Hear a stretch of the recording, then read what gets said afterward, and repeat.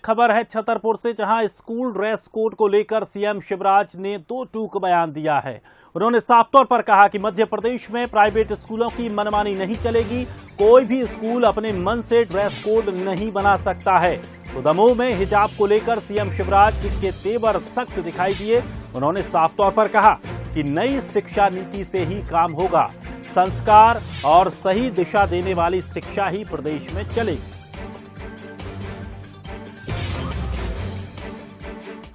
कोई भी private school अपनी मन मर्जी से ड्रेस कोड लागू नहीं कर सकता। छतरपुर विधानसभा के ग्रामीण स्कार्फ बंद हो या कोई ऐसी कविता गाओ जिसका भारत की भूमि से कोई संबंध नहीं है, ये मध्य प्रदेश में नहीं चलेगा। हर ऐसे विद्यालय के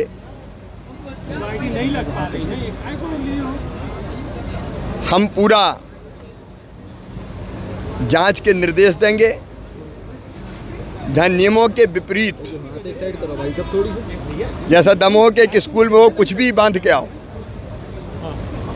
ये मध्य प्रदेश में नहीं चलेगा। संस्कार देने वाली और सही दिशा देने वाली शिक्षा मध्य प्रदेश में चलेगी। तो वहीं राष्ट्रीय बाल आयोग ने एक दमोह एसपी राकेश कुमार को एक पत्र लिखा है, जिसमें दमोह हिजाब मामले को लेकर जिक्र किया गया है।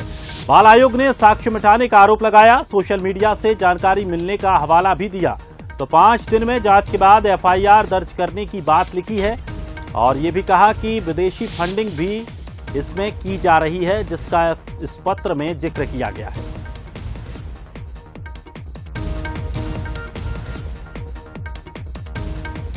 और चलिए इस खबर पर और अधिक जानकारी के लिए हमारे सहयोगी सूरज शर्मा सीधे हमारे साथ जुड़ गए हैं। सूरज, अब हिजाब मामला इतना तूल पकड़ता जा रहा है, बाल संरक्षण विभाग से भी एक पत्र जारी किया गया है और एसपी को यह पत्र लिखा गया है।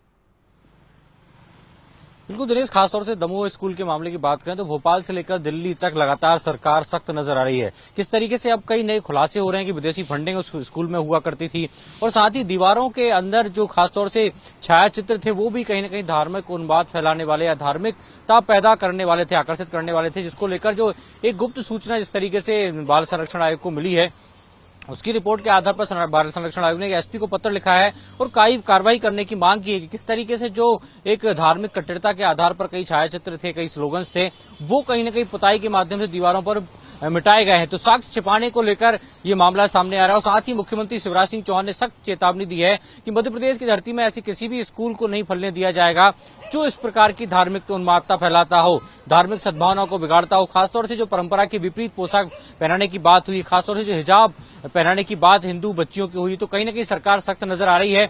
और इसके कुछ दिन पहले भी हमने देखा था, मुख्यमंत्री ने स्पष्ट कहा था कि खासतौर से कट्टरता पैदा करने वाले, सिखाने वाले मदरसों पर भी सरकार की नजर है। और गंगा जमुना जो स्कूल है वो एक कहीं न कहीं एक बैलेंस करने वाला नाम था कि किस तरीके से चाहे हिंदू हो, मुस्लिम हो, बाकी अन्य धर्म के लोग हों, तमाम जो लोग हैं गंगा जमुना तहजीब का उदाहरण देते हुए बच्चे पढ़ते हैं। लेकिन ऐसे स्कूल में इस प्रकार का एक नेक्सस काम कर रहा है, एक कॉन्स्पिरेसी काम कर रही, तो कहीं न कहीं ये बिल्कुल बर्दाश्त नहीं की जाएगी और उसको लेकर सरकार सख्त कदम उठाएगी। तो अब सरकार सख्त है और मुख्यमंत्री लगातार मॉनिटरिंग कर रहे हैं और अब आदेश भी दिए गए हैं, जल्द ही रिपोर्ट के आधार पर अब स्कूल प्रबंधन पर भी कार्रवाई की जाएगी। दिनेश, चलिए शुक्रिया सूरज हमारे साथ जुड़ने के लिए।